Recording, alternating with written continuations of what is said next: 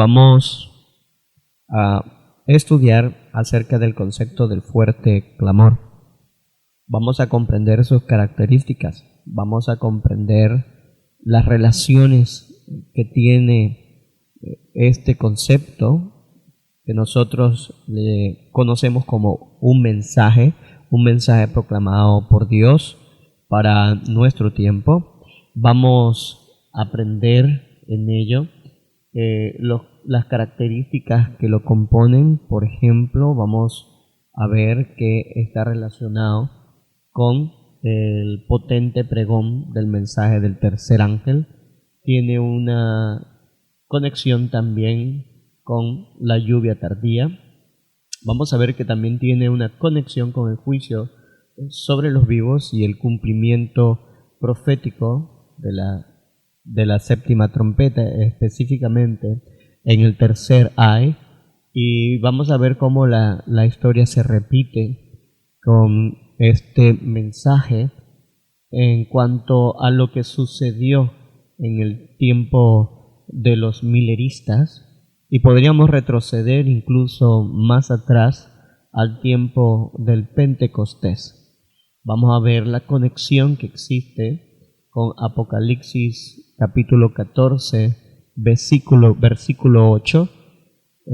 Tenemos que irnos atrás a estudiar cuándo se dio también este mensaje, porque vemos una repetición en estos dos pasajes bíblicos, y esto cada uno con un tiempo diferente, pero con una conexión valiosa uno con el otro, aunque en tiempos diferentes. Vamos a ver que se compone la mayoría de sus componentes en el mensaje que se dio en Apocalipsis 14, versículo 8.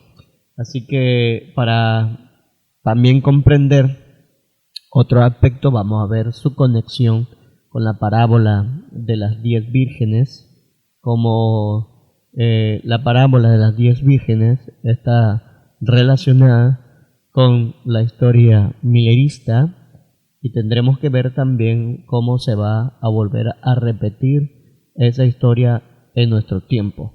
Así que estas son las características o conexiones que vamos a encontrar en el estudio que vamos a realizar del fuerte clamor.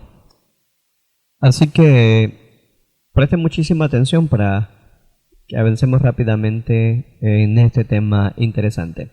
Vámonos a la Biblia. Vamos a buscar en Apocalipsis 18. Apocalipsis 18, vemos ahí dos subtítulos: la caída de Babilonia. Después de eso vi otro ángel, dice el versículo 1, descender del cielo con gran poder, y la tierra fue iluminada con su gloria. Y clamó con potente voz: ha caído la gran Babilonia, y se ha vuelto habitación de demonios, guarida de todo espíritu impuro y albergue de toda ave sucia y aborrecible, porque todas las naciones han bebido del vino del furor de su fornicación, y los reyes de la tierra han fornicado con ella, y los mercaderes de la tierra se han enriquecido con su excesiva lujuria. Ahora hay otro subtítulo en mi Biblia, no sé si en la suya lo tenga, pero dice así de esta forma: salida de ella, y oí otra voz. Tenemos que hacer una gran diferencia aquí, porque en los primeros versículos hay un ángel que desciende del cielo con gran poder, y la tierra se ilumina con su gloria.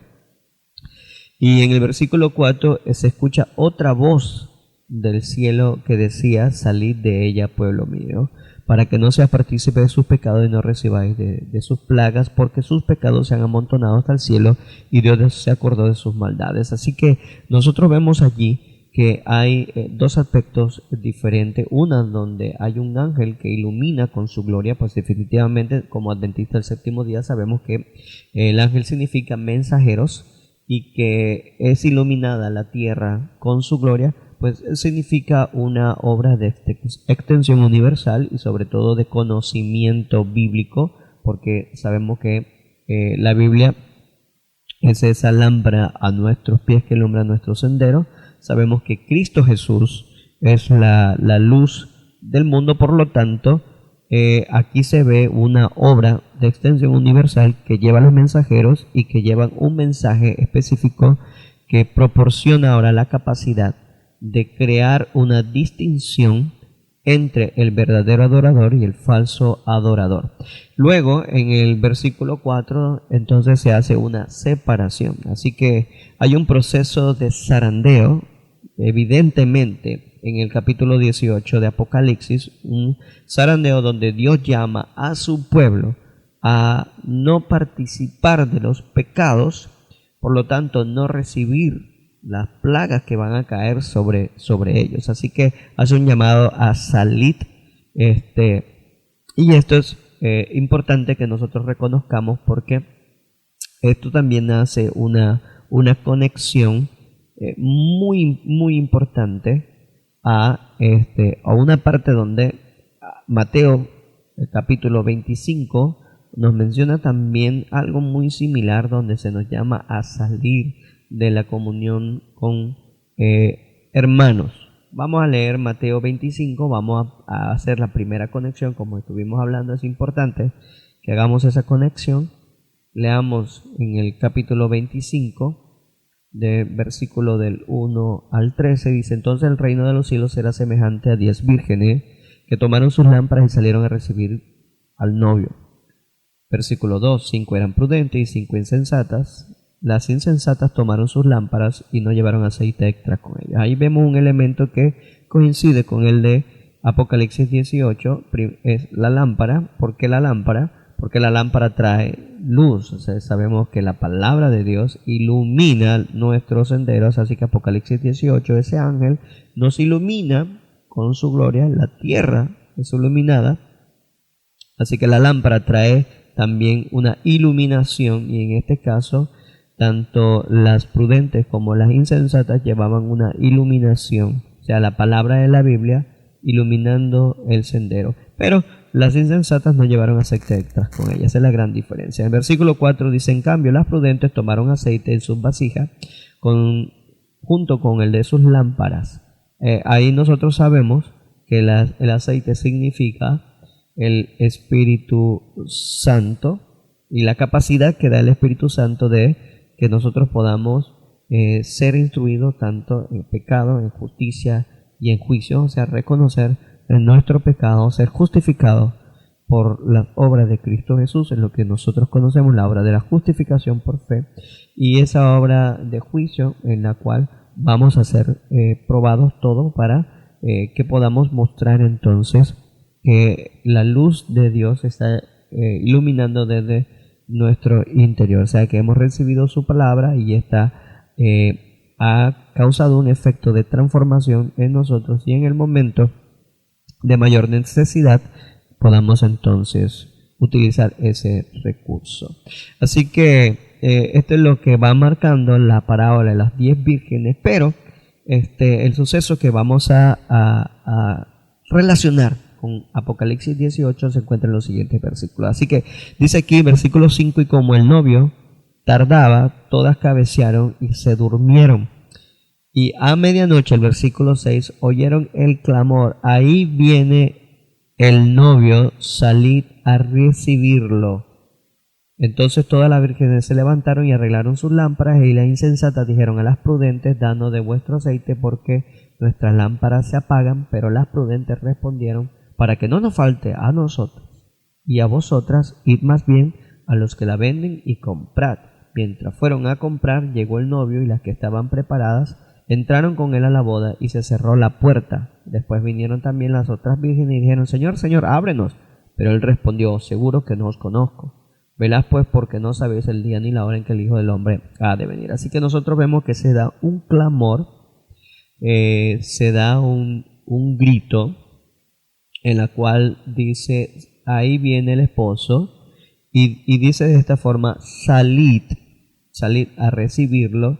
Y es lógicamente que las vírgenes prudentes fueron las únicas que estuvieron preparadas para poder recibirlo, y lo cual se hizo entonces una separación. Vemos una conexión entre Apocalipsis 18 también, cuando se da esa iluminación de la palabra de Dios, pero también se oye un clamor en la cual se dice que salid de ella, pueblo mío, para que no seas partícipe de esos pecados. Así que hay una obra de separación en esto. Y la parábola de las 10 vírgenes tiene una conexión muy importante con Apocalipsis 18. Vamos ahorita a analizarlo con más detalle, ¿ok? Vamos a analizar la parábola de las 10 vírgenes en conexión con Apocalipsis 18. Lo que estamos buscando son las referencias bíblicas donde hace esa conexión. También nosotros vemos ahora que el versículo 2 del capítulo 18 repite una misma frase que se utiliza en el capítulo 14, versículo 8, donde dice: un segundo ángel lo siguió diciendo: ha caído la gran Babilonia. Ven, como ustedes ven, marca 2 veces, ha caído, marca 2 veces y marca también la misma palabra. Ha caído la gran Babilonia. Se repite la misma oración. En este caso, versículo 8, la que ha dado a beber a todas las naciones del vino del furor de su fornicación. ¿Ok? En este caso, esto se da en el versículo 3, donde dice: porque todas las naciones han bebido del vino del furor de su fornicación. ¿Ok? Así que tenemos una repetición muy constante en este segundo ángel, comparado con Apocalipsis 18. Así que vamos a analizarlo. ¿Cuándo se dio esta situación? Para poder comprender el capítulo 18, nosotros como adventistas del séptimo día, nosotros tenemos que comprender el significado del mensaje del segundo ángel. Si nosotros no hemos estado atentos al estudio de esto, porque ya hemos asumido ciertas cosas o ciertas ideas con respecto a Babilonia, nosotros vamos hoy a ver que hay muchos otros aspectos que tenemos que tener en consideración para poder decir que conocemos sobre el mensaje del segundo ángel. Así que vamos a comenzar a dar ese pequeño repaso y viendo los argumentos que nos llevan a saber lo que es el mensaje del segundo ángel. Vamos a leer en el libro del conflicto de los siglos la causa de la degradación actual. Este capítulo, ya les busco aquí, es el capítulo 22. Yo uso el conflicto de los siglos viejos, versión del 54.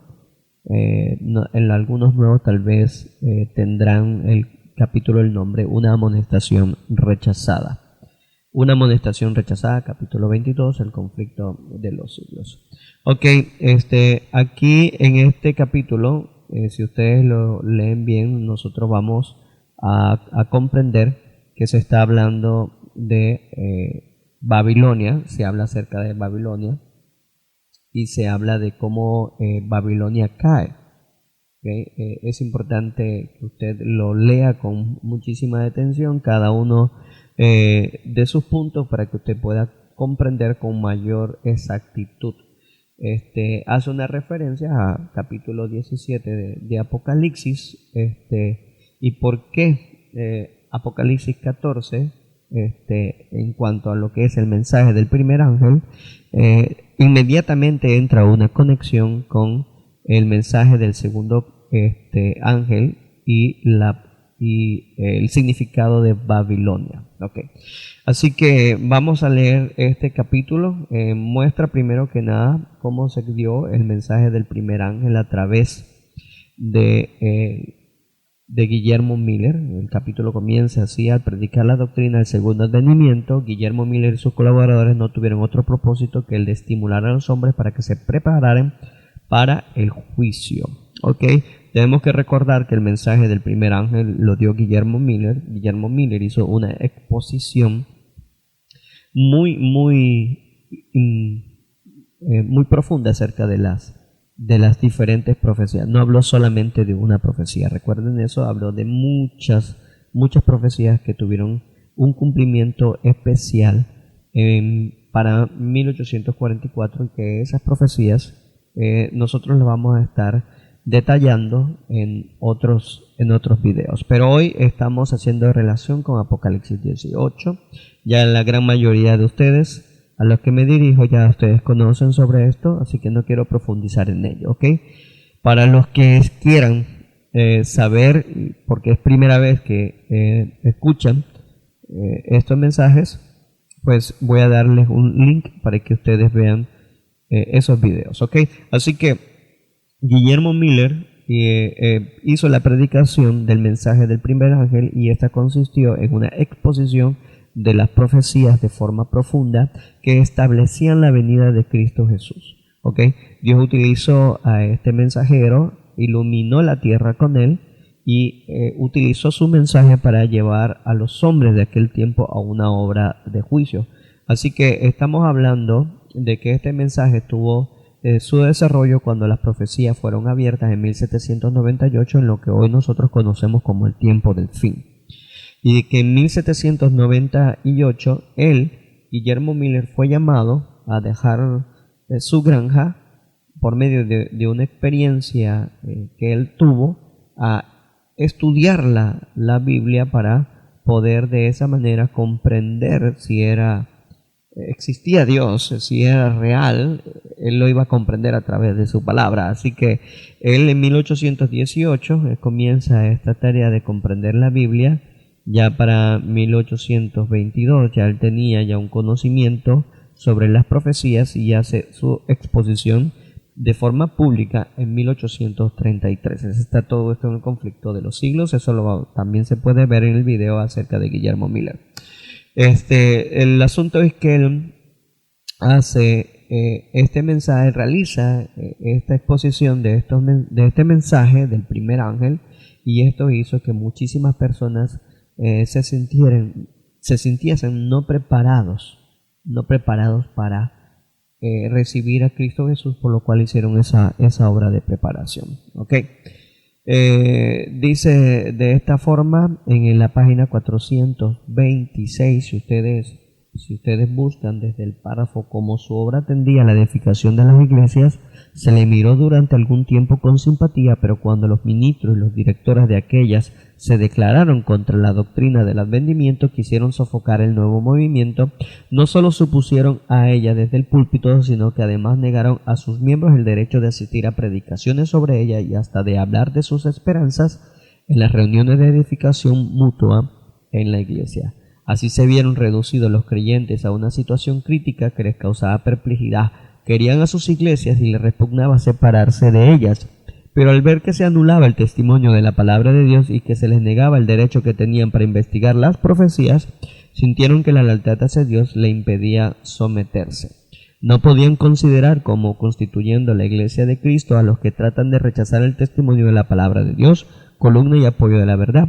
De ahí que se sintiesen justificados para separarse de la que hasta entonces fuera su comunión religiosa. En el verano de 1844, cerca de 50,000 personas se separaron de la iglesia. Ok, entonces nosotros vemos que este mensaje del primer ángel llevó a las personas a un estado en la cual se sentían en la necesidad de estudiar las profecías y sobre todo de hacer cambios, pero también se vio la oposición. Recordemos que la verdad tiene que abrirse paso entre el odio y la oposición.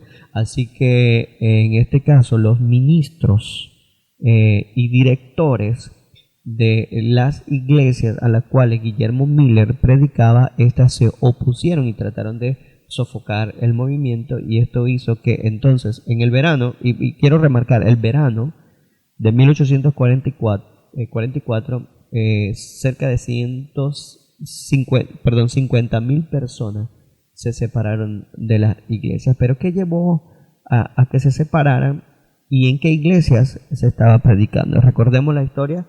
Guillermo Miller se le dio credenciales para predicar a todas las iglesias protestantes de aquel entonces. ¿Ok? ¿Recuerden eso? Los ministros protestantes le dieron a Guillermo Miller en 1833, y aquí vemos nosotros la operación de Dios, cómo se abre el mensaje hacia las iglesias protestantes.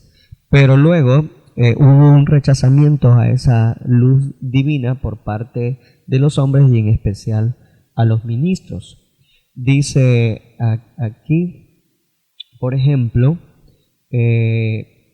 En la página 428, los ministros populares comienzan a prohibir a la gente el estudiar las profecías. Dice de esta forma, busquen el párrafo donde dice: conviene a la política de Satanás que los hombres conserven la forma de religión, con tal que carezcan de piedad vital. Después de haber rechazado el Evangelio, los judíos siguieron conservando ansiosamente sus antiguos ritos y guardaron intacto su exclusivismo nacional, mientras que ellos mismos no podían menos que confesar que la presencia de Dios, ya no se manifestaba más entre ellos. La profecía de Daniel señalaba de modo tan exacto el tiempo de la venida de Jesús y predecía tan a clara su muerte, que ellos trataban de desalentar el estudio de ella, y finalmente los rabinos pronunciaron una maldición sobre todos los que intentan computar el tiempo. En su obcecación e impenitencia, el pueblo de Israel ha permanecido durante 1800 años indiferente al ofrecimiento de salvación gratuita, así como las bendiciones del Evangelio. De modo que constituye una solemne y terrible advertencia del peligro que se corre al rechazar la luz del cielo. ¿Qué estaba pasando con los ministros de aquel entonces? Los ministros llevaban a la gente no solamente a rechazar la luz divina, sino a expulsar o a sacar a las personas que tenían ese deseo de continuar el estudio de las profecías. Recuerde, está hablando de forma plural, no se habla de una profecía, se habla de muchas profecías. Pero el modus operandi que tenía era de que no debían intentar computar esas profecías. O sea, se les impedía al pueblo, a la feligresía, que hicieran cálculos de esa profecía. Y dice, sigo leyendo, dice: y donde quiera que esta causa exista, seguirán los mismos resultados. Así que, vuelvo y repito, la manera como estos ministros rechazan el mensaje es a través de el púlpito, diciéndole a su feligresía que no estudien las profecías, que no hagan cálculo de las profecías. Y el mayor argumento que se esgrimía entre los ministros y sobre todo los líderes de aquel tiempo era que el día y la hora no se sabe. Eso lo vamos a ver en otro momento o más adelante tal vez. El punto aquí es que ese primer mensaje se dio a las iglesias protestantes de aquel entonces, y los ministros atacaron no solamente a Miller, sino también a sus seguidores, llevándolos a prohibirles computar el tiempo, y como dice aquí, como los judíos, a lanzar o pronunciar una maldición sobre todos aquellos que intentan computar. Así que el mensaje del primer ángel, el capítulo 14 de Apocalipsis, que anuncia la hora del juicio de Dios y que exhorta a los hombres a que le teman y adoren, tenía por objeto separar de las influencias corruptoras del mundo al pueblo que profesaba ser de Dios y despertarlo para que se viera en su verdadero estado de mundanalidad y apostasía. Así que los que profesaban ser hijos de Dios y que recibieran esa luz, tenían entonces que luchar contra el espíritu de la oposición. Eso fue el mensaje del primer ángel, recuerden. Entonces, el mensaje del segundo ángel sigue inmediatamente de esto, porque si hay una oposición, pues definitivamente hay alguien que rechazó ese mensaje, vino oscuridad sobre él, pero se encontraban juntos. Por lo tanto, Dios ahora trae un nuevo mensaje donde lleva ahora esa connotación de ha caído, doblemente dicho, ha caído la Gran Babilonia. Eso nosotros lo encontramos aquí, por ejemplo, en la página 431 de este mismo libro. Dice, busquen el párrafo en el capítulo 14 de Apocalipsis: el primer ángel es seguido de otro que dice: caída es la Gran Babilonia, la cual ha hecho de todas las naciones beban vino de la ira de su furor, de su fornicación. Apocalipsis 14:8. La palabra Babilonia deriva de Babel y significa confusión. Se emplea en las Santas Escrituras para designar varias formas de religiones falsas y apóstatas. Muy importante. La palabra Babilonia significa Babel, que significa confusión. Significa confusión. Y se emplea, dice aquí, en las Escrituras para designar varias formas de religiones, ¿ok? Varias formas de religiones falsas y apóstatas, ¿ok? ¿Cómo se crea esto? Recuerden que, yo no sé si lo había mencionado, pero Babilonia es un estado, ¿ok? Así que el mensaje del segundo ángel, como es un ángel, es un mensaje que será llevado por mensajeros, que trae luz del cielo, trae conocimiento. Por lo tanto, el mensaje del segundo ángel es, en forma amplia, conceptos que nos ayudan a entender más la palabra de Dios, que nos ilumina y nos quita de errores, pero a la misma vez causa en ese movimiento un estado en las personas las cuales rechazaron desde un principio el mensaje del primer ángel. ¿Ok? Recuerden, esto es secuencia. Primero el primer ángel trae muchísimo conocimiento. Los hijos de Dios comienzan a ver esa luz, pero a la misma vez también trae oposición hacia ese mensaje. Luego entra el mensaje del segundo ángel y esta ahora trae consigo más luz, más conocimiento, pero también lleva a las personas que rechazaron desde el primer mensaje un estado de confusión perpetua, ¿ok? Así que son religiones que se vuelven apóstatas porque rechazan un mensaje aquí. Entonces, lo que quiere decir es que la palabra Babilonia, estado de confusión, debe aplicarse entonces a las iglesias que escucharon ese mensaje pero que lo rechazan, ¿ok? Lo sigue explicando el libro, ¿ok? En el 433 de este mismo Conflicto de los Siglos. Recuérdense que el mío es del 54, así que las páginas podrían variar, pero de todos modos aquí en pantalla yo le coloco las citas, ¿ok? Para que ustedes lo puedan leer directamente. En la página 433, en el párrafo que dice, se dice que Babilonia, leo, es madre de las rameras. Sus hijas deben simbolizar la iglesia que se atiene a sus doctrinas. Ok, o sea que es Babilonia, es la madre de las rameras. Hace una relación con Apocalipsis 17 para establecer que la imagen que ve allí, esa bestia donde hay una mujer sentada encima, que es Babilonia, simboliza una iglesia. Ok, hace una relación, pero cuando se da ese mensaje del segundo ángel, ese mensaje del segundo ángel va directamente a las iglesias protestantes, por lo tanto no se está refiriendo a Babilonia, ahora en este caso, pues la iglesia católica. Ok, leamos. Dice, se dice que Babilonia es madre de las rameras. Sus hijas deben simbolizar la iglesia que se atiene a sus doctrinas y tradiciones y sigue su ejemplo, sacrificando la verdad y la aprobación de Dios para formar alianza ilícita con el mundo.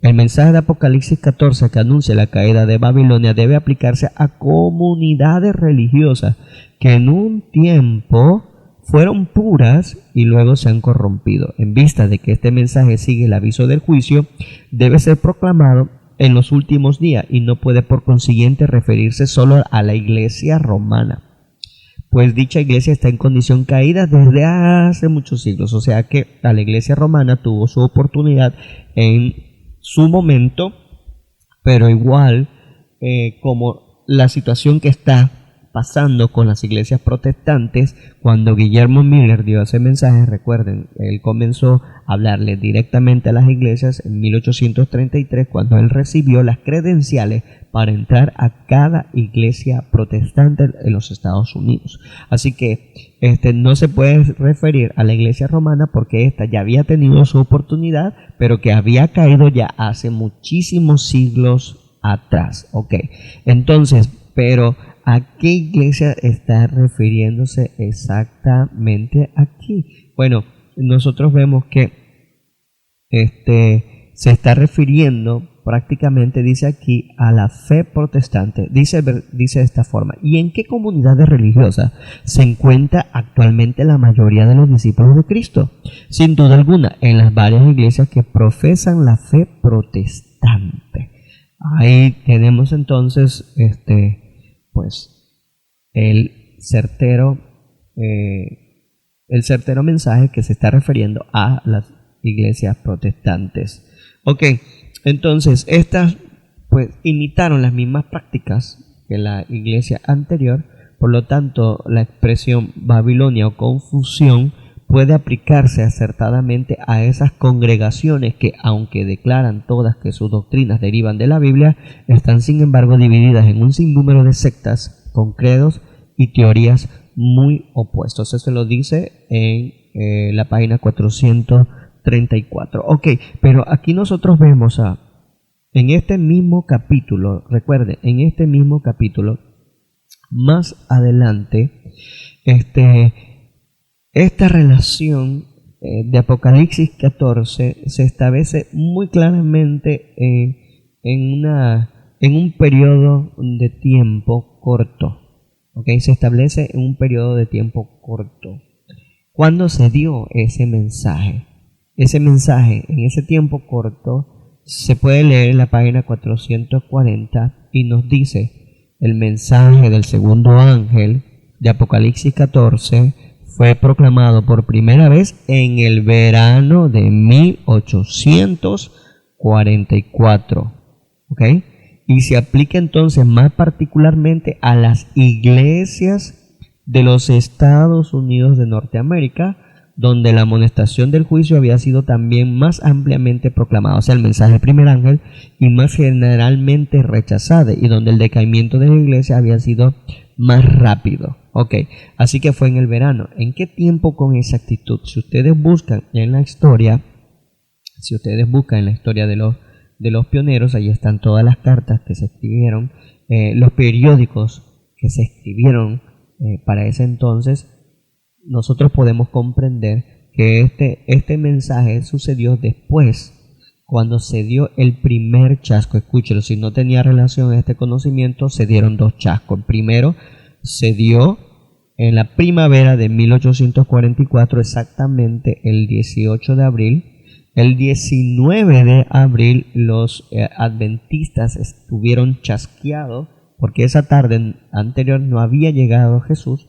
Por lo tanto, ellos comenzaron a escudriñar nuevamente las escrituras, y ahí vemos que, por ejemplo, del 21 de julio, Samuel Snow trae un tema donde establece en qué estuvo la equivocación. Esto se le llamó la plenitud del tiempo, ya que el conteo que se había dado, por ejemplo, en las 2300 tardes y mañanas, en la profecía de los siete tiempos, establecía como el inicio de ese conteo en la primavera y no en el otoño, cuando realmente estas profecías dieron inicio. Por ejemplo, el de las 2300 tarde y mañana en el 457 se establece claramente que aunque los israelitas salieron en el primer día del primer mes, o sea, significa en la primavera, en el calendario bíblico, ellos llegaron después en el primer día del quinto mes. Por lo tanto, no pudo haber sido efectiva la orden completa que había dado Artajerjes, sino hasta cuando ellos llegaron a Israel y tuvieron su primera expiación. Así que nosotros sabemos que es entonces en el otoño.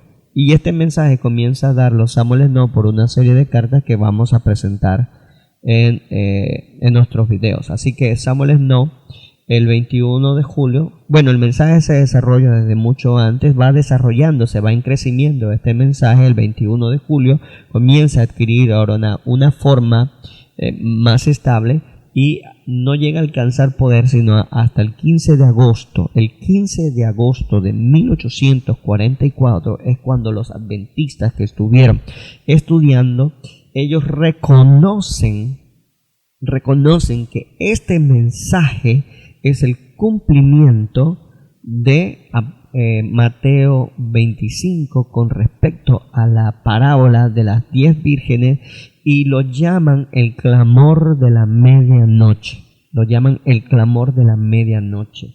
¿Ok? Y este clamor llama a salir al encuentro del novio. Y esto es lo que sucede. Dice, leo nuevamente 4:40 del Conflicto de los Siglos: el mensaje del segundo ángel de Apocalipsis 14 fue proclamado por primera vez en el verano de 1844. Recuerden que el primer chasco se dio en la primavera, como dice en la página 442, en el capítulo 23 de Vaticinios Alentadores o Profecías Cumplidas. Cuando hubo pasado el tiempo que al principio se había esperado la venida del Señor, la primavera de 1844, habían tenido entonces ese chasco, ¿ok? Pero acá dice que en el verano, cuando se desarrolla el mensaje del segundo ángel, cuando Samuel Snow comienza a dar esta serie de conferencias, tanto en Boston, en Exeter y en Watertown, él desarrolla los argumentos que traen luz. Estos argumentos estaban basados en los tipos y los antitipos utilizados ahora para determinar el día de expiación como el día que ha de venir Jesús a purificar el santuario. Recuerden que ese era el concepto que se tenía, que Cristo iba a venir a la tierra porque la tierra era el santuario, ¿ok? Y ahí es donde se cometió un error en la interpretación, lo cual lo lleva a un segundo chasco el 22 de octubre de 1844. Así que el NG de Wells establece que fue en el verano de 1844 cuando se da ese mensaje y se aplica entonces particularmente a la Iglesia de los Estados Unidos de Norteamérica, donde la amonestación de juicio había sido también más ampliamente proclamada y más generalmente rechazada, y donde el decaimiento de las iglesias había sido más rápido. Pero el mensaje del segundo ángel no alcanzó su cumplimiento total. Escuche esto. Pero el mensaje del segundo ángel no alcanzó su cumplimiento total en 1844. Las iglesias decayeron entonces moralmente por haber rechazado la luz del mensaje del advenimiento, pero este decaimiento no fue completo. A medida que continuaron rechazando las verdades especiales para nuestro tiempo, fueron decayendo más y más. Sin embargo, aún no se puede decir caída. Caída es la gran Babilonia, la cual ha hecho a todas las naciones beber el vino de la ira de su fornicación. Ok, si bien cierto se dio en el verano de 1844, aquí dice que no ha terminado todavía. Ese mensaje todavía sigue vigente, ese mensaje, y se extiende no solamente desde el verano de 1844, sino hasta un futuro en el cual se va a relacionar con Apocalipsis 18. Vean más adelante, dice de la siguiente forma. La Biblia declara que antes de la venida del Señor, Satanás obrará con todo poder y con señales y con maravillas mentirosas y con todo el artificio de la injusticia, y que todos aquellos que no admitieron el amor de la verdad para ser salvos serán dejados para que reciban la eficaz operación del error a fin de que crean a la mentira. O sea que vemos un desarrollo, como nosotros conocemos muy bien estos versículos, se está hablando de el anticristo, el hijo de pecado, el hijo de perdición, que nosotros conocemos que es el papado, ¿ok? Así que la caída de Babilonia, dice aquí, no será completa sino cuando la iglesia se encuentre en este estado, ¿ok? Ahora hace una referencia a la iglesia y la unión de la iglesia, ¿ok? Con el mundo se haya consumado en toda la cristiandad. Ok, las demás iglesias, y la habla en forma plural, recuerde que dice, las iglesias decayeron entonces por haber rechazado la luz del mensaje del advenimiento, pero este decaimiento no fue completo. Ahora, está hablando de las iglesias en forma plural, pero ahora, si ustedes notan, está hablando en forma singular y dice y la unión de la iglesia con el mundo se haya consumado en toda la cristiandad. El cambio es progresivo y el cumplimiento perfecto de Apocalipsis 14:8, y este está aún reservado para lo por venir. ¿Ok? Entonces, leo un poquito más abajo, dice, el capítulo 18, Apocalipsis, indica el tiempo en que por haber rechazado la triple amonestación de Apocalipsis 14, de 6 al 12, la iglesia alcanzará el estado predicho por el segundo ángel, y el pueblo de Dios que se encontrare aún Babilonia será llamado a separarse de la comunión de esta. Este mensaje será el último que se da al mundo y cumplirá su obra. Ok, entonces nosotros vemos aquí la relación ahora que muestra el espíritu de profecía con respecto a Apocalipsis 14:8, el mensaje del segundo ángel, con el mensaje de Apocalipsis 18. Ok, se habla del mismo ángel, se habla de la misma operación, nada más que una comienza a realizarla y la otra la termina. Las dos están conectadas una con la otra. ¿Okay? Hay una conexión de una con la otra. Por lo tanto, comprendiendo el mensaje del segundo ángel, nosotros podemos comprender entonces el mensaje de Apocalipsis 18, o como algunos le han llamado, el mensaje de el cuarto ángel, del cuarto ángel. Vamos a leer aquí un poquitito más sobre esta conexión. Si buscamos en el libro de Primeros Escritos, en el capítulo 65, el fuerte clamor,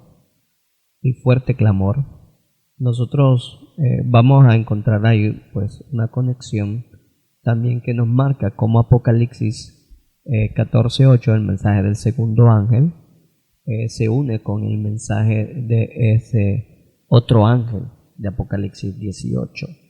Dice de las siguientes formas: en mi libro está el 332, pero en pantalla voy a presentarles cómo se encuentra en la biblioteca electrónica.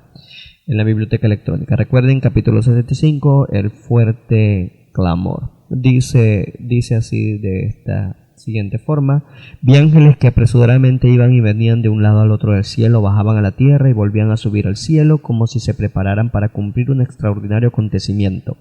Después vi otro ángel poderoso al que se le ordenó que descendiese a la tierra y uniera su voz a la del tercer ángel para dar fuerza y vigor a sus mensajes. Ok, escuchen esto. Ese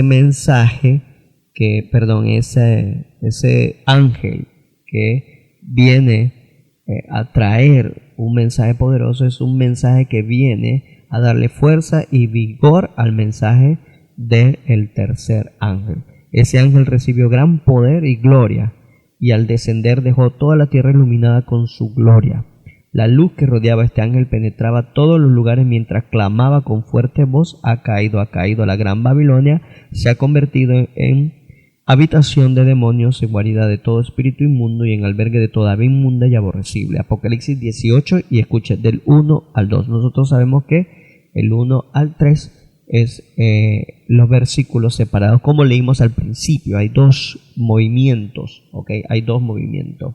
Apocalipsis 18, 1, 2 y 3, ¿ok? Después se le une otra voz del cielo.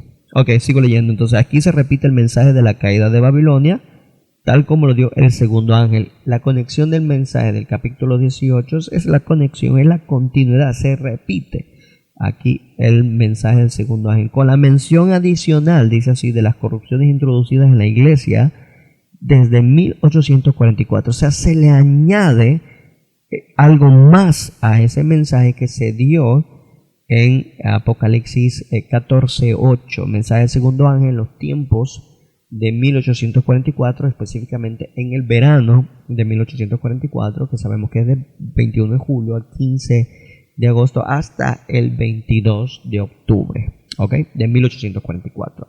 La obra de este ángel comienza a tiempo para unirse a la última magna obra del mensaje del tercer ángel, cuando este se intensifica hasta ser un fuerte pregón. Así se prepara el pueblo de Dios para afrontar la hora de la tentación que ha de asaltarle.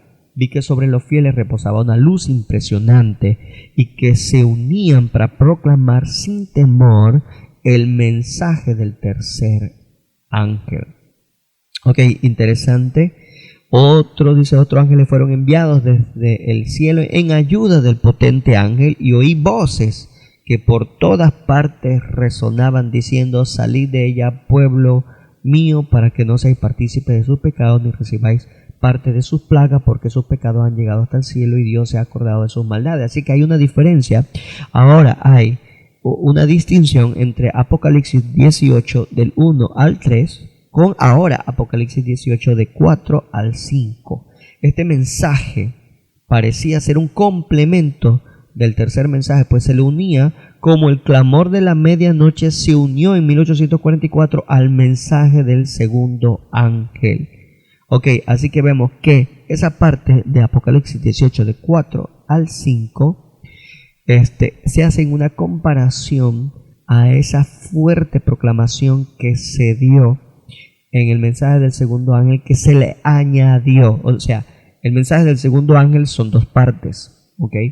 Una, donde se trae un mensaje, y dos, donde se trae un estado. Recuerden, un mensaje y la otra es un estado en la cual ya se determina la confusión. Por haber rechazado el mensaje anterior se determina la confusión, y Dios nos llama ahora a hacer, una separación, ¿ok?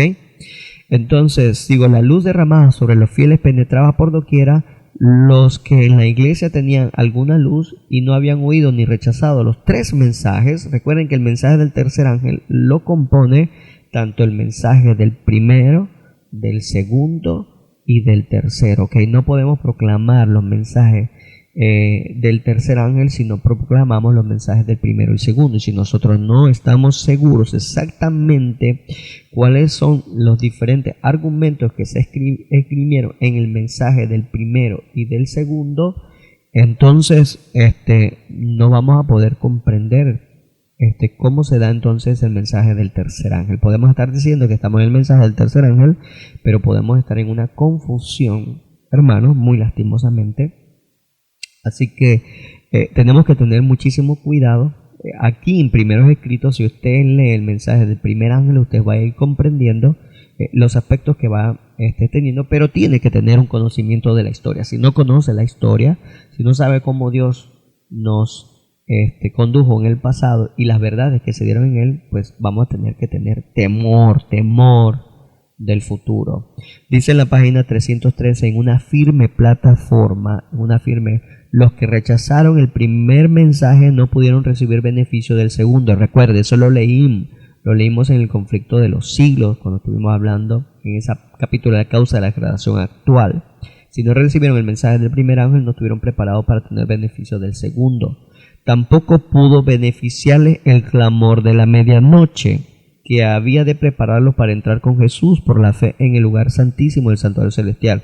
Y por haber rechazado los dos mensajes anteriores, entenebrecieron de tal manera su entendimiento que no pueden ver luz alguna en el mensaje del tercer ángel, que muestra el camino que lleva al lugar santísimo. Así que si no tuvieron la experiencia del primero y del segundo, hermanos, si usted no tiene esa experiencia, podría estar cometiendo un error al suponer que cree usted que está con toda la información de los tres mensajes, y usted está predicando los tres mensajes angelicales. Dice, por ejemplo, en la página 309, en el mensaje del tercer ángel, muchos de los que aceptaban el tercer mensaje no habían tenido experiencia en los dos anteriores. Satanás comprendió esto y fijó en ellos su ojo maligno para vencerlos, pero el tercer ángel dirigía la atención de ellos hacia el lugar santísimo, y los que habían tenido experiencia en los mensajes anteriores le indicaban el camino del santuario celestial. Ok, primero, si no aprenden, en otras palabras, de los que estuvieron en el mensaje del primero y del segundo, que recibieron el beneficio del clamor de la medianoche, usted no puede decir que están en los tres mensajes. Usted podrá haber llegado al mensaje del tercero y haber comprendido el mensaje del tercer ángel, pero no tiene la experiencia de los mensajes anteriores, y por eso Satanás entonces fija su ojo maligno para vencerlo, porque sabe esto, hermano, sabe esto, que usted no tiene un conocimiento del perfecto eslabonamiento de verdades en los mensajes angélicos, como lo dice aquí en esta cita de la página 309, el mensaje del tercer ángel. Muchos percibieron el perfecto eslabonamiento de verdades en los mensajes angélicos y, aceptándolo gozosamente uno tras otro, siguieron al Señor por la fe en el santuario celestial. Estos mensajes me fueron representados como un ancla para el pueblo de Dios. Quienes lo comprendan y acepten quedarán libres de verse arrastrados por los muchos engaños de Satanás. Eso nos lleva a tener que leer esta siguiente cita. En el libro de Manuscritos Liberados, el tomo 1, Manuscritos Liberados, para el que tienen el libro, en la página 55 en adelante, yo de todos modos lo voy a presentar en la pantalla para los que están viendo el video. Dice así: vigencia de las verdades de 1844 a 1846. Note esto, es muy importante, las fechas 1844 a 1846. Recuerden que en la fecha de 1844 es donde llega todo el conjunto de verdades mostradas. El mensaje del primer ángel, como habíamos dicho, pasa del desarrollo de que se dio con este mensajero Guillermo Miller, con las profecías de Daniel y de Juan, o sea, todas las profecías, porque él no solamente habla sobre las profecías de Daniel y Juan. Muchos ven como Daniel y Juan como algo aparte de la Biblia, pero Daniel y Juan está hablando todo lo que habla Isaías, Oseas, y que hablan todos los demás profetas, ¿ok? No hay independencia en ello. Así que cuando se habla de Daniel y Juan, se están hablando de la unión de todas las profecías. Una profecía se relaciona con otra profecía.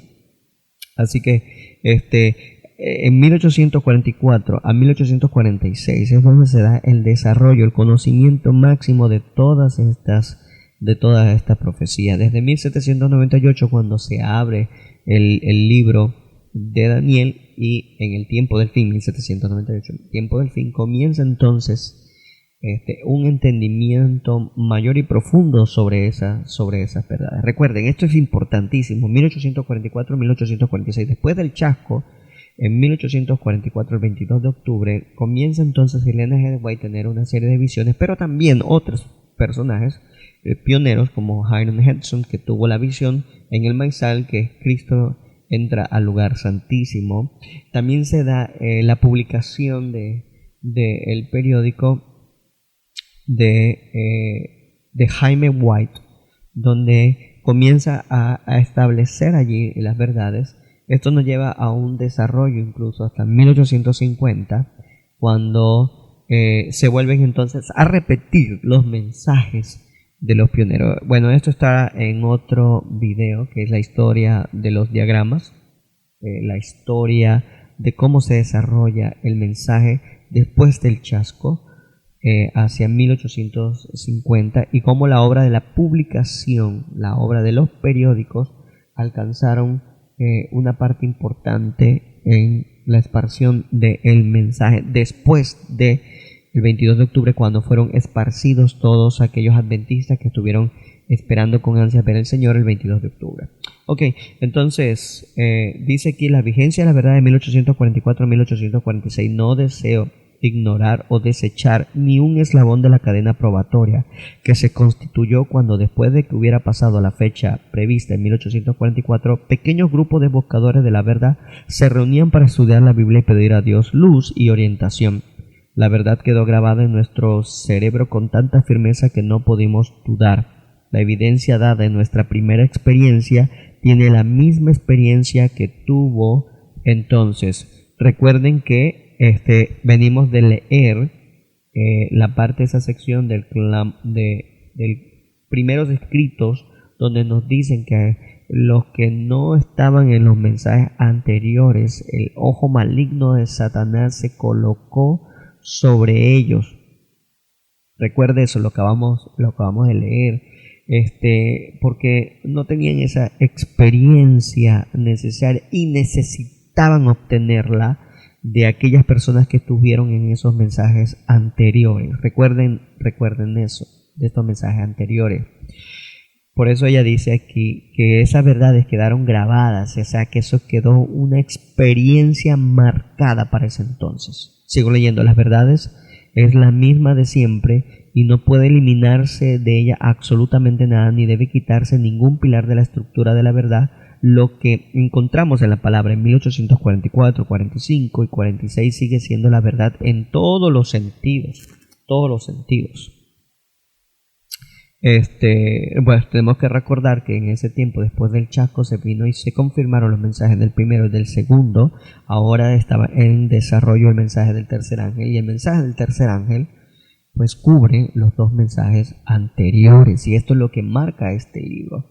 Dice: el marco de los mensajes establecidos inspiradamente, la proclamación de los mensajes primero, segundo y tercero han sido marcadas por la palabra de inspiración. No ha de suprimirse ni un ápice. Ninguna autoridad humana tiene más derecho de cambiar el marco de estos mensajes que a sustituir el Antiguo Testamento con el Nuevo.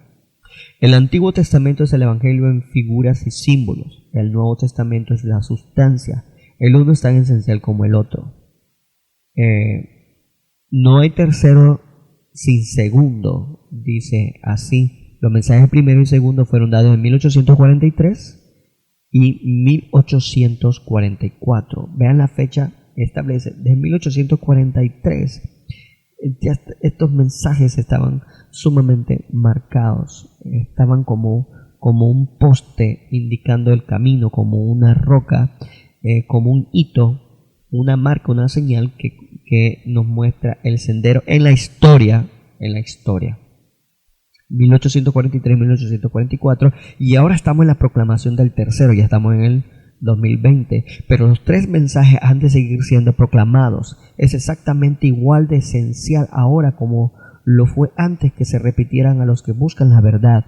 De palabra y por escrito hemos de proclamar con potencia, mostrando su orden. Escuche esto, ¿cómo debemos de proclamar estos mensajes? A través de su orden, mostrando su orden y la aplicación de las profecías, y lo dice nuevamente en plural, las profecías, porque no solamente se habla de las 2300 tardes y mañana. Se hablan de muchas otras profecías que me gustaría que ustedes vieran esa parte de los 7 truenos. Allí ustedes van a comprender todas esas profecías. Ya las hemos mencionado en algunas ocasiones, la mayoría de ustedes lo saben.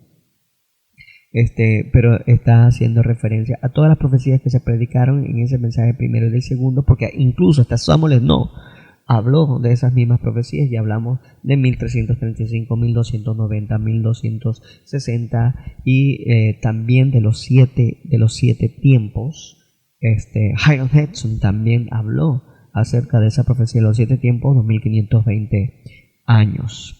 Ok, entonces dice las verdades posteriores. Ok, las verdades posteriores a 1844, las verdades posteriores a 1844 es el subtítulo. Las verdades que nos fueron dadas tras haberse cumplido el plazo previsto en 1844 son tan ciertas e inamovibles como cuando el Señor nos las dio en respuesta a nuestras fervorosas plegarias. Las visiones que el Señor me ha dado han sido tan significativas que sabemos que lo que hemos aceptado es la verdad. Esto fue confirmado por el Espíritu Santo. La luz, la preciosa luz proveniente de Dios, dejó establecidos los puntos principales de nuestra fe como hoy la sostenemos. Ok, esto es importante. Ustedes pueden leer ese capítulo donde ella nos dice que nosotros debemos de reforzar cada una de esos mensajes que se dieron, esos mensajes del primero y del segundo ángel. Dice, por ejemplo, todos los pilares han de ser reforzados. El Señor ha declarado que la historia del pasado se repetirá cuando lleguemos al tramo final. Y aquí está el punto. El mensaje de primero y segundo cuando se da el clamor de la medianoche, se vuelve y se repite al tramo final, y ya sabemos que es Apocalipsis 18. Dice ella: ha de proclamarse al mundo toda verdad que Él nos haya dado para estos últimos días. Todos los pilares establecidos tienen que ser reforzados. No podemos ahora salirnos de la plataforma que Dios ha establecido. En estos momentos existe la necesidad de repetir la experiencia de los hombres que tuvieron su papel en el establecimiento de nuestra obra al principio. Miren que dice, hay que repetir la experiencia de los hombres que tuvieron su papel en el establecimiento de nuestra obra al principio. ¿Por qué ella dice esto? Porque simplemente estos mensajes han sido ahora tergiversados, han sido pisoteados, han sido llenados de basura, de hojarasca, de cantidades de falsas monedas. Por eso lo dice. Vamos a leer inmediatamente la cita que nos dice acerca de esto. En la página 41, aquí mismo en este libro, recuerden, estamos en Manuscritos Inéditos, tomo 1. Dice de la siguiente forma: grandes verdades bajo la basura, grandes verdades han sido enterradas bajo los sofismas del error, pero serán descubiertas por el escudriñador diligente, que cuando encuentra y abre el cofre de las preciosas joyas de la verdad, no es que estemos ante un fraude, porque todos los que valoran estas joyas pueden llegar a poseerlas, y entonces también ellos tendrán un cofre para abrirlo a los demás. El que imparte no se priva del tesoro, porque cuando lo examina para poder presentarlo de forma que atraiga a otros, encuentra nueva riqueza. Ok, pero aquí lo que quiero es puntualizar por qué ella dice que grandes verdades han sido enterradas bajo el sofisma del error. Y haciendo referencia a los mensajes del primero y del segundo ángel y de la necesidad de volverlos a repetir nuevamente. ¿Por qué hace esta comparación con un cofre de preciosas joyas de verdad?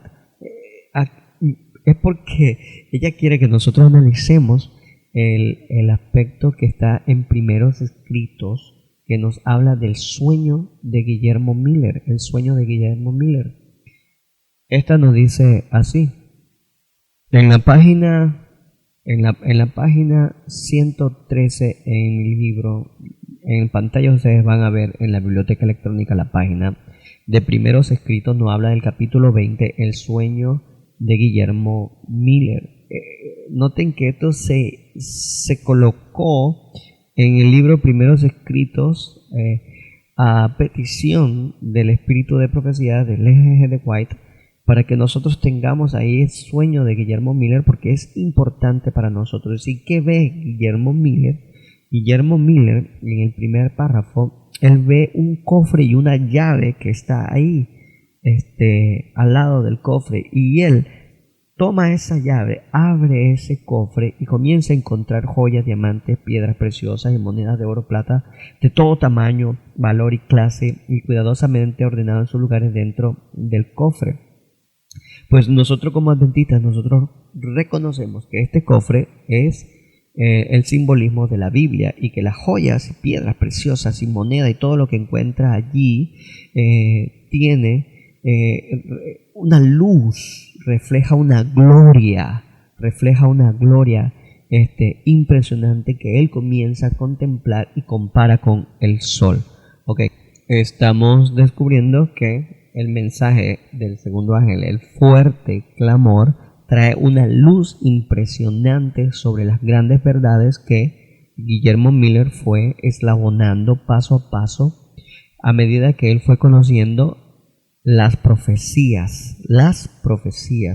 Entonces, no está hablando aquí de una en específico, sino que está hablando de una serie de argumentos que Guillermo Miller tiene como verdad, pero que hoy en día se está pisoteando y se está llenando de basura, que es lo que explica este pasaje, porque dice, por ejemplo, comencé a pensar que el dueño iba a exigir la devolución del cofre y de las joyas, y si toleraba que las esparciesen, jamás podrían volver a colocarlas dentro del cofre, y considerando que nunca podría hacer frente a la inmensa responsabilidad, empecé a rogar a la gente que no tocara las joyas ni que las sacaran del cofre, pero cuanto más rogaba, tanto más las esparcían, y llegaban hasta hacerlo por toda la habitación, sobre el piso y sobre cada mueble. Vi entonces entre la joya y la moneda genuina se habían introducido una innumerable cantidad de joyas y monedas falsas.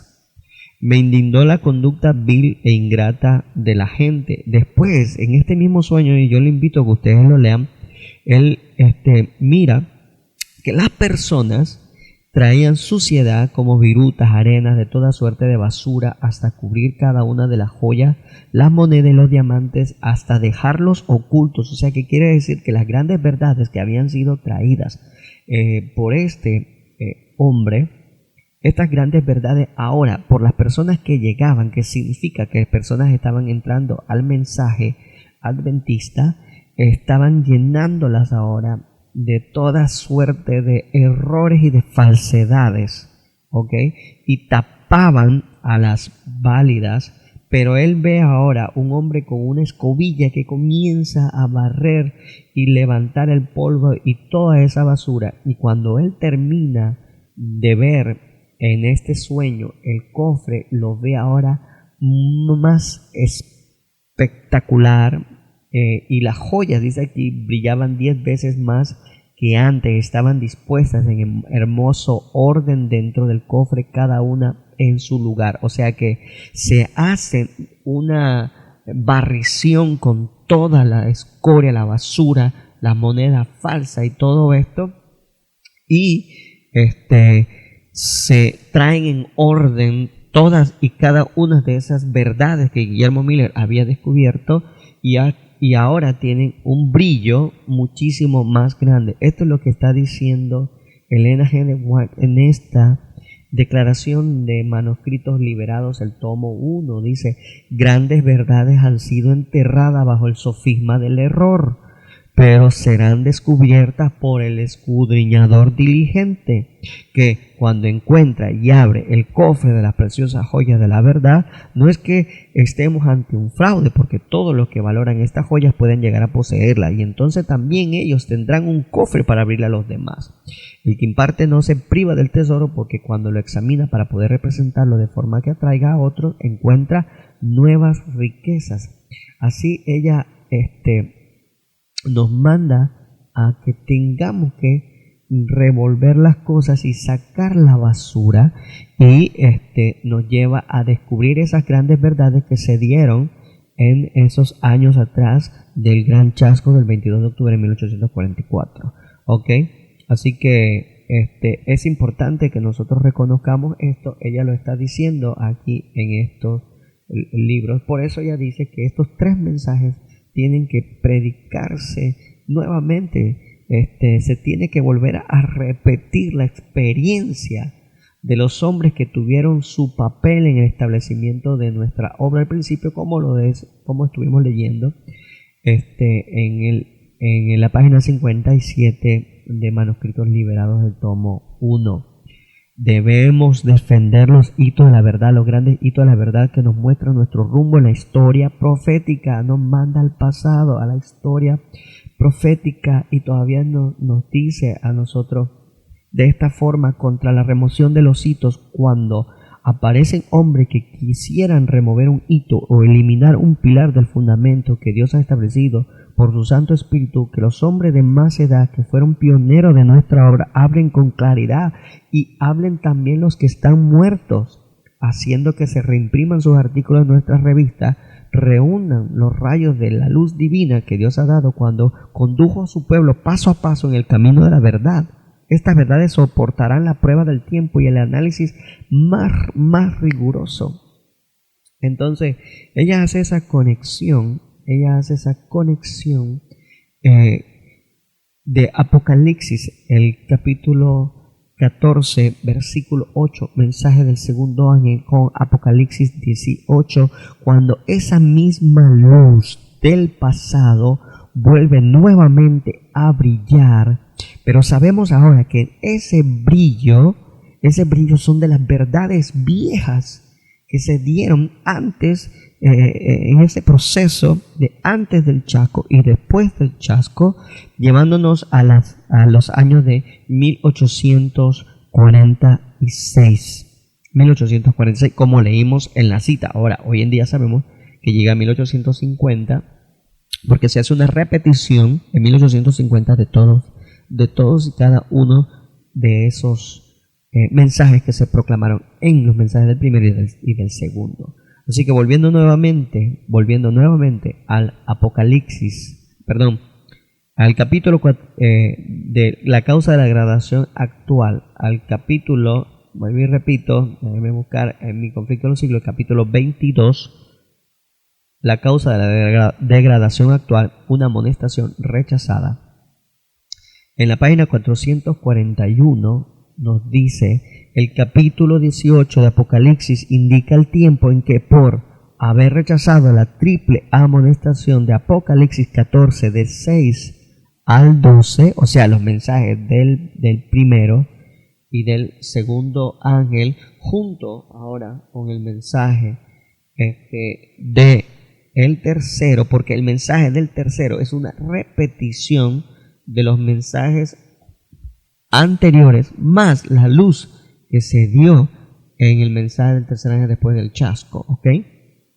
Estos mensajes se van a repetir en Apocalipsis 18 cuando llegue ese tiempo. Dice, cuando Apocalipsis 18 llegue, se ha dado entonces un rechazamiento a la triple amonestación de Apocalipsis 14, 6 al 12, ¿ok? La iglesia alcanzará el estado predicho por el segundo ángel, y el pueblo de Dios que se encontrare aún en Babilonia será llamado a separarse de la comunión de esta. Este mensaje será el último que se dé al mundo y cumplirá su obra. Salid de ella, pueblo mío. Es entonces el argumento que se esgrima cuando se rechaza esa amonestación dada a través de la repetición de los mensajes del primero y del segundo, y esto en el tiempo del mensaje del tercero. Ok, esto es importante. Vuelvo y repito, voy a apuntalarlo aquí para ir aterrizando para la segunda sección de Apocalipsis 18, el clamor, el fuerte clamor. Ok, cuando usted lee el capítulo 39 del conflicto de los siglos, en la página 661, hace ella una cita sobre Apocalipsis 18, versículo 1, 2 y 4. Y ella dice así: estos versículos señalan un tiempo en el porvenir cuando el anuncio de la caída de Babilonia, tal cual fue hecho por el segundo ángel de Apocalipsis 14, 8, se repetirá con la mención adicional. Escuche esto. Estamos hablando del capítulo 39, el último llamamiento divino o el último mensaje de misericordia. Dice que estos versículos señalan un tiempo en el porvenir cuando el anuncio de la caída de Babilonia, tal cual fue hecho por el segundo ángel de Apocalipsis 14:8, se repetirá con la mención adicional de las corrupciones que han estado introduciéndose en las diversas organizaciones religiosas que constituyen Babilonia. Estas ya constituyen Babilonia, estas organizaciones religiosas, ¿ok? Así que se han estado corrompiendo cada día más. Eso lo leímos anteriormente. Dice que desde que ese mensaje fue proclamado por primera vez durante el verano de 1844, se describe aquí la terrible condición en la que se encuentra el mundo religioso. Cada vez que la gente rechace la verdad, habrá mayor confusión en su mente y más terquedad en su corazón, como hemos visto Apocalipsis 14:8, donde habla de Babilonia, habla también del estado en el que se encuentran las personas por haber rechazado la amonestación, que es confusión. ¿Okay? Cada vez que la gente rechaza la verdad, habrá mayor confusión. Entonces dice, en su desafío de las amonestaciones de Dios, seguirán pisoteando uno de los preceptos del decálogo. ¿Okay? En su desafío de las amonestaciones de Dios, o sea, en su desafío de rechazar los mensajes de los tres ángeles, seguirán. O sea, este es el segundo proceso que se da. al repetirse los mensajes de los tres ángeles en su orden, y todos los mensajes que conllevan cada uno de estos ángeles, al ser rechazados, seguirá entonces el pisoteo de los preceptos del decálogo, en este caso del sábado. Eso lo conocemos como adventistas, pero esto es en consecuencia de rechazar los tres mensajes 1, 2 y 3 en esa secuencia. Se desprecia a Cristo cuando se manifiesta desde en su palabra y hacia su pueblo. Conforme vayan siendo aceptadas las enseñanzas del espiritismo en las iglesias, irán desapareciendo las vallas impuestas en el corazón carnal y la religión se convertirá en un manto para cubrir las más bajas iniquidades. Aquí vemos que ese mensaje de Babilonia es un tiempo, hay una referencia a un tiempo específico y ella lo vuelve a repetir nuevamente y se dice de Babilonia con referencia al tiempo en que está presentada en esta profecía. Sus pecados han llegado hasta el cielo y Dios se ha acordado de sus maldades. Apocalipsis 18:5, ven, hace una distinción entre los primeros versículos y en los anteriores, el 4 y el 5. Ha llenado la medida de su culpa y la ruina está por caerse sobre ella. Pero Dios tiene un pueblo en Babilonia y antes que los juicios del cielo la visiten, estos fieles deben ser llamados para que salgan de la ciudad y que no tengan parte de sus pecados ni de sus plagas. Se oye el llamamiento y al mismo tiempo que este mensaje se oye el llamamiento, salid de ella, pueblo mío. Estas declaraciones unidas al mensaje del tercer ángel constituyen la amonestación final que debe ser dada a los habitantes de la tierra. Leo esta última cita. Dice así, 664, la página 664. Bueno, no va a ser la última, voy a leer otras más, un par más y terminamos. Así también será proclamado el mensaje del tercer ángel. Cuando llegue el tiempo de hacerlo con el mayor poder, el Señor obrará por conducto de humildes instrumentos, dirigiendo el espíritu de los que se consagren a su servicio. Ok, cuando llegue ese tiempo, Apocalipsis 18, dice aquí, esto van a ser los mensajes que estos hombres de fe y de oración van a hacer. Dice, habrá hombres de fe y de oración que se sentirán impelidos a declarar con santo entusiasmo la palabra que Dios les inspire. Los pecados de Babilonia serán denunciados. Ok. Acuérdense que Babilonia es un estado de confusión y esto es debido al rechazamiento de la luz enviada del cielo. Pero a la misma vez también constituye pecados que ellos han realizado. Así que los pecados de Babilonia serán denunciados, dice. Los resultados funestos y espantosos de la imposición de la observancia de la iglesia por la autoridad civil. Aquí lo que vemos es la unión de iglesia y Estado y la promulgación de leyes en las cámaras de los legisladores o senadores o diputados, o sea, los hombres que crean las leyes. También hablan de la invasión del espiritismo, o sea, que se va a hablar acerca de todas estas manifestaciones espurias que establecen que el Espíritu Santo está descendiendo sobre las personas y que hace incluso hasta que llueva fuego del cielo, o sea, se crean milagros asombrosos. ¿Okay? Estas cosas se van a denunciar cuando llegue ese tiempo, Apocalipsis 18. Los progresos secretos pero rápidos del poder papal, también se va a hablar del papado aquí, pero noten algo que se habla con más énfasis en las iglesias protestantes. ¿Okay? Porque recuerden que Babilonia, hablando sobre el poder papal, esta ya cayó hace muchísimo tiempo, así que el mensaje va más dirigido a las iglesias protestantes. Todo será desenmascarado. Estas solemnes amonestaciones conmoverán al pueblo y miles de personas que nunca habrán oído palabras semejantes la escucharán, admirados y confundidos oirán el testimonio de que Babilonia es la iglesia que cayó por sus errores y sus pecados, porque rechazó la verdad que le fue enviada del cielo, o sea, la triple amonestación angelical. Cuando el pueblo acuda a sus antiguos conductores espirituales a preguntarles con ansias, ¿son estas cosas así? Los ministros aducirán fábulas, profetizarán cosas agradables, para calmar los temores y tranquilizar las conciencias. Aquí que recuerden que el mensaje del segundo ángel, ya hemos visto, es equiparable o comparable con el mensaje de Apocalipsis 18, y hemos leído que se relaciona o son la misma cosa. Leo esta última 6:6-9. El ángel que se une su voz a la proclamación del tercer mensaje alumbrará toda la tierra con su gloria. Así se predice una obra de extensión universal y de poder extraordinario.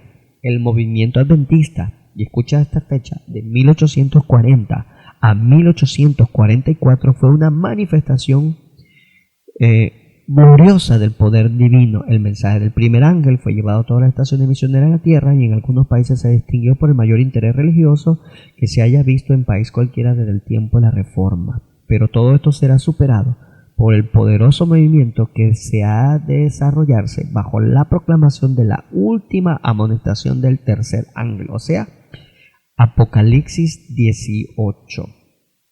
Ok, entonces miren la relación, esta última relación que hace Elena G. de White. Dice de la siguiente forma: la gran obra de evangelización no terminará con manifestación del poder divino que la señaló al principio de ella. O sea, ¿cuál fue el principio? Ya leímos. Apocalipsis 14:8, mensaje del segundo ángel. ¿Ok? Mensaje del segundo ángel. Y nos dice, la obra de evangelización que comenzó, voy a introducir, Apocalipsis 14:8, mensaje del segundo ángel, no terminará con menor manifestación del poder divino que la señaló el principio de ella. Las profecías que se cumplieron en tiempo de la efusión de la lluvia temprana al principio del ministerio evangélico deben volverse a cumplir en tiempos de la lluvia tardía al fin de dicho ministerio. Esos son los tiempos del refrigerio en que pensaba el apóstol Pedro cuando dijo: así que arrepentidos y convertidos para que sean borrados vuestros pecados. ¿Okay? Pues que vendrán los tiempos del refrigerio, de la presencia del Señor, y enviará a Jesucristo. Hechos 3:19-20.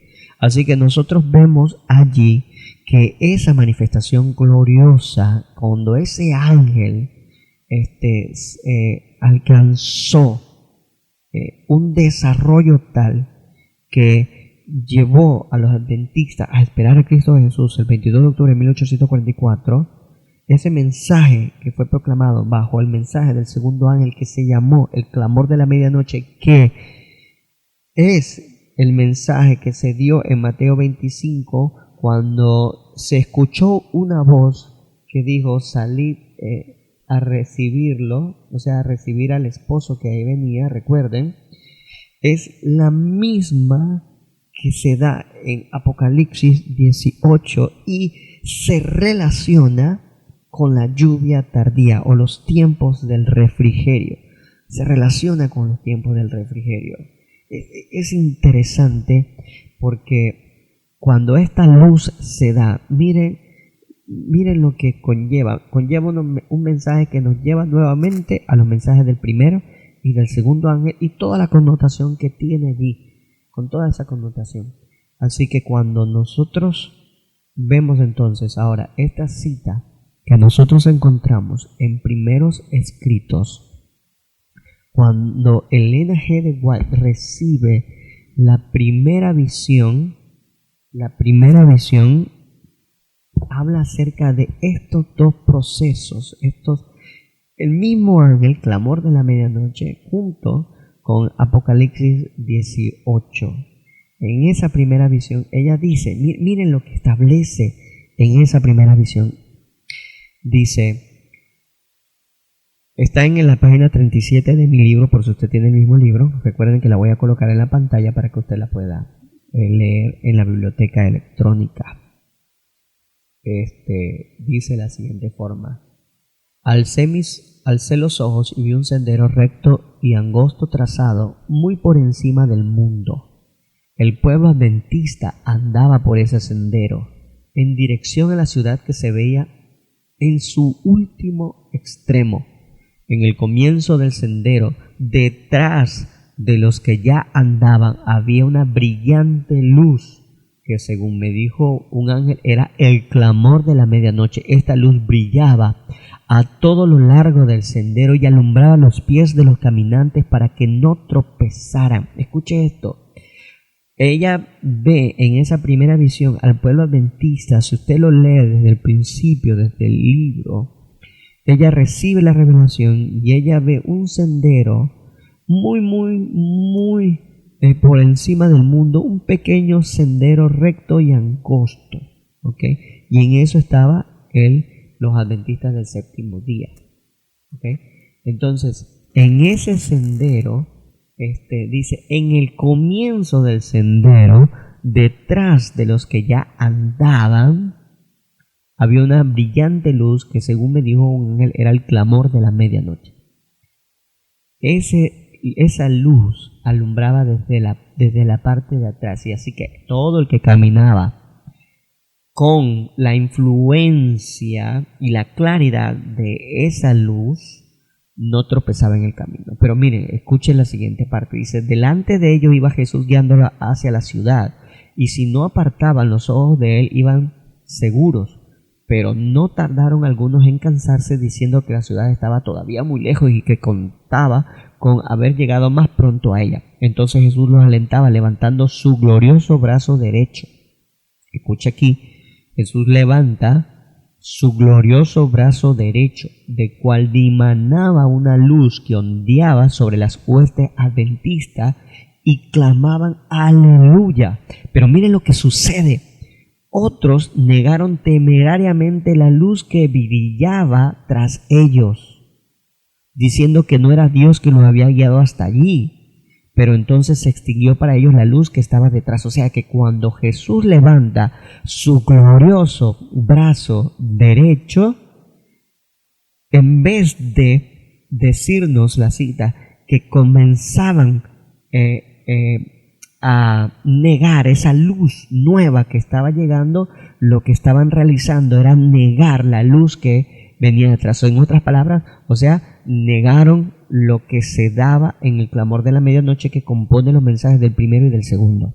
Ya están entendiendo por qué Ellen G. White está diciendo que debemos dejar que los pioneros hablen, que los pioneros que escribieron hasta 1844, hasta el 22 de octubre de 1844, y en otra cita hasta el 46, dejemos que ellos hablen, porque ellos tuvieron una experiencia que obtuvieron a través del estudio y de la oración, y una experiencia que los llevó a pasar por dos chascos consecutivos.